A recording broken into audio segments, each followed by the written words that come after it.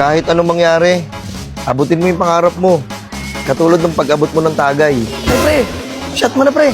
Ako na? Oo, ikaw na. Utang na, taas naman ito. Ito palamig. Pag may pera ka, matuto kang magtipid. Hindi yung gastos ka ng gastos. Puking ina mo. Kupal ka ba? Siguro tama talaga si mama. Sa katarantaduhan lang ako magaling.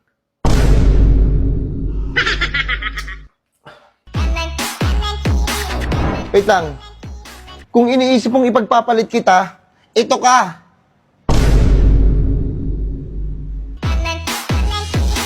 Ang ina. Ang tagal mag 2025. Gusto ko na magbago!